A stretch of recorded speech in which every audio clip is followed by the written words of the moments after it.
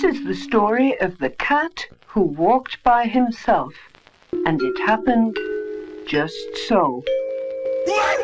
Long ago, in the high and far-off times, all the tame animals were wild.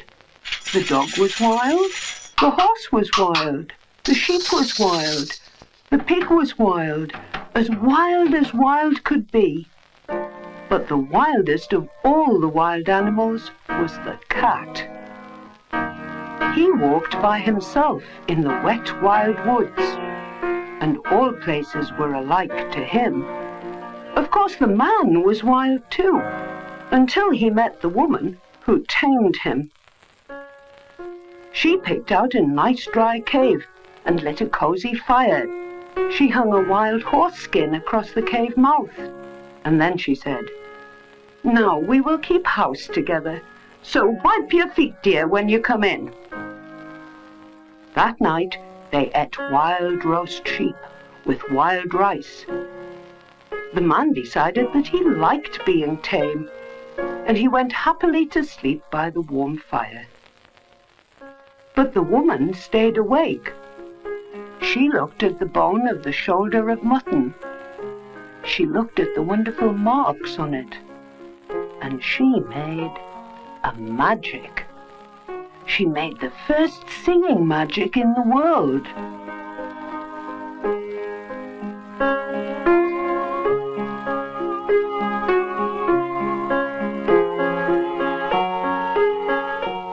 Out in the wet wild woods, Wild Horse stamped his wild foot and said, "Why have the man and woman made that great light?"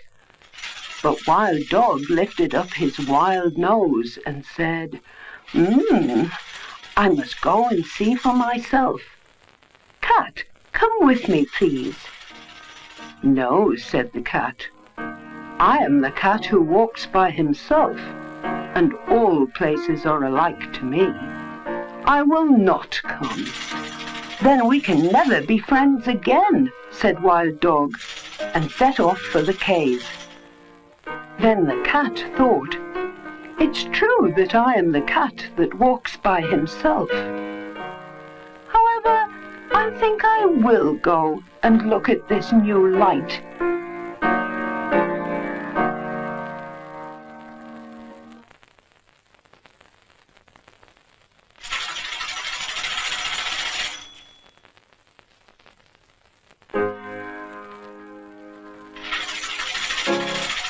"Oh, my enemy and wife of my enemy, please give me another."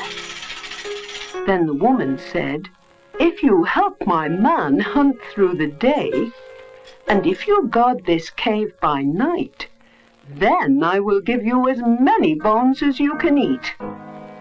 "Ah," said the cat, listening, "this is a very wise woman."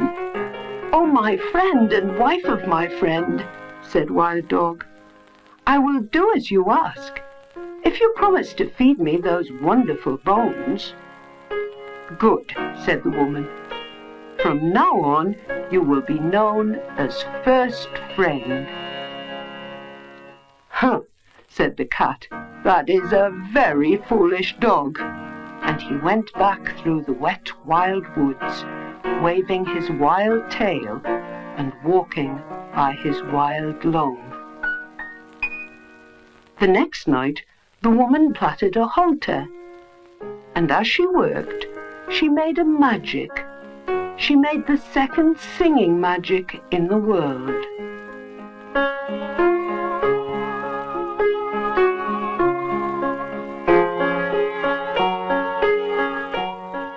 Wild Horse stamped his wild foot and said, "I will go and see why Wild Dog has not returned. Cat, come with me, please." "No," said the cat. "I am the cat who walks by himself." But as before, his curiosity got the better of him, and he followed and hid where he could hear everything. "Oh, my enemy and wife of my enemy, where is Wild Dog?" The woman laughed. "You didn't come here for Wild Dog, but for the sake of this good grass. If you wear this halter, then you may eat this wonderful grass." "Ah," said the cat, listening. "This is a clever woman, but she is not so clever as I."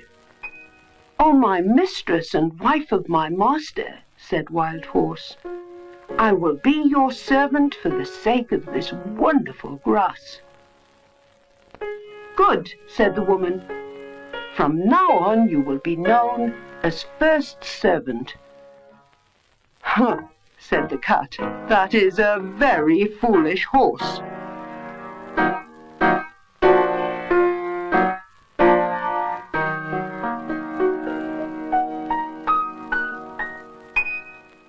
Next night, Wild Cow came up to the cave. And when Wild Cow had promised to give her milk in exchange for the wonderful grass, the cat went back through the wet wild woods, waving his wild tail and walking by his wild lawn. Next night, Cat waited to see if any other wild thing would go up to the cave. But no one moved, so he walked there by himself. "Oh, wife of my enemy, where did Wild Cow go?" The woman laughed. "You're not really here for Wild Cow, but for the sake of her warm white milk. But it is no use, for we have no more need of either friends or servants. I am not a friend or a servant. I am the cat who walks by himself. And although all places are alike to me, I would rather like to come into your warm cave." Woman said, "Then why did you not come in that first night with first friend?" Cat grew very angry. "Has Wild Dog been telling tales about me? You are the cat who walks by himself, so go away and walk by yourself." Then Cat pretended to be sorry. "Must I never come into the cave? Must I never sit by the warm fire? Must I never drink the warm white milk? You are wise and very beautiful. You should not be so cruel, even to a cat." I knew I was wise, but no one has ever called me beautiful. So I shall make a bargain. If ever I should say one word in your praise, you may come into the cave. And if you should say 2 words in my praise, if I do, then you may sit by the fire. And if you should say 3 words, said the cat, I never shall. But if I do, then you may drink the warm white milk. Then the cat said, "Now let the curtain at the mouth of the cave, and the fire at the back of the cave, and the milk pots that stand by the fire, remember what the wife of my enemy has said."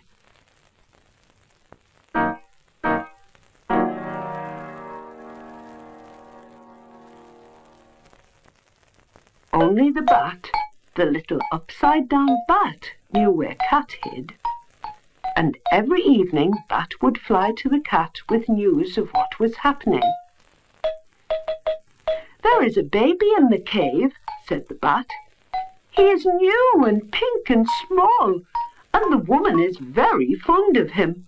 "Ah," said the cat, "but what is baby fond of?" "He is fond of things that are soft and warm and tickle." "Ah," said the cat, "then my time has come."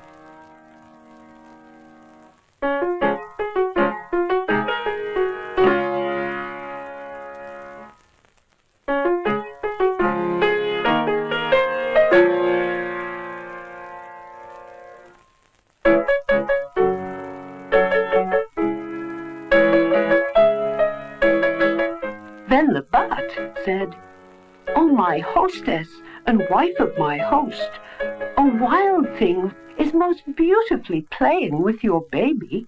I have been very busy, said the woman, and he has done me a service by keeping my baby happy.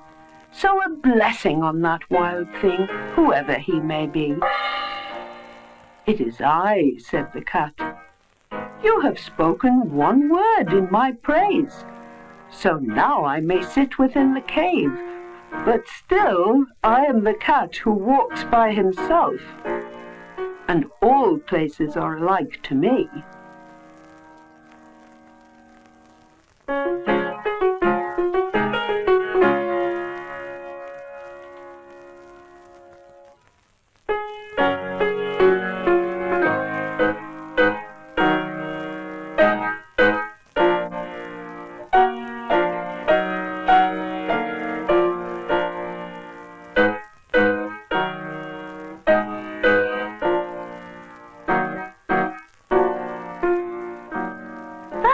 Wonderfully done, said the woman. There is no doubt about it. You are a very clever cat. It is I, said the cat. You have spoken a second word in my praise. So now I can sit by the warm fire. But still I am the cat who walks by himself, and all places are alike to me. Then the woman grew very angry at being caught out again. She made a magic that would prevent her from saying a third word in praise of the cat. It was not a singing magic. This time it was a still, silent magic. "Oh, wife of my enemy," said the cat, "is that little mouse part of your magic?" "No, no, indeed." "Ah," said the cat, "then it will do me no harm if I eat it." "Catch it, quickly, and I will be ever so grateful." "100 thanks. You are certainly a most remarkable cat." "It is I," said the cat. "You have spoken a third word in my praise, and now I can drink the warm white milk. But still I am the cat who walks by himself, and all places are alike to me." "You have certainly got the best of me in our bargain," laughed the woman. "But here comes the man and the dog from hunting. They may be angry at your being here." "That is so. Now it is time for you to make a bargain with me. If you do not catch mice when you are in our cave, then I shall throw these 5 things at you whenever we meet." The cat counted the 5 things, and he said, "Yes, I will catch mice, but I shall never be your servant. I am still the cat who walks by himself, and all places are alike to me." "Huh," said the man, "your obstinate independence puzzles and angers me, so I shall still throw 3 of these 5 things at you whenever we meet." "Wait a minute," said the dog. "You have not made a bargain with me. If you are not kind to the baby, then I will hunt you till I catch you, and when I catch you, I will bite you." Cat counted the dog's teeth, and he said, "I will be kind to the baby, as long as he doesn't pull my tail too hard. But still, I am the cat who walks by himself. Your obstinate independence puzzles and angers me, so I shall still chase you up a tree whenever we meet." And ever since that day, 3 proper men out of 5 will throw things at a cat, and all proper dogs will chase him up a tree. And the cat keeps his side of the bargain. He will catch mice and is kind to babies, so long as they don't pull his tail too hard. But when the morn comes up and the night falls, he goes out to the wet wild woods or on the wet wild roofs, waving his wild tail, for still He is the cat who walks by himself, and all places are alike to him.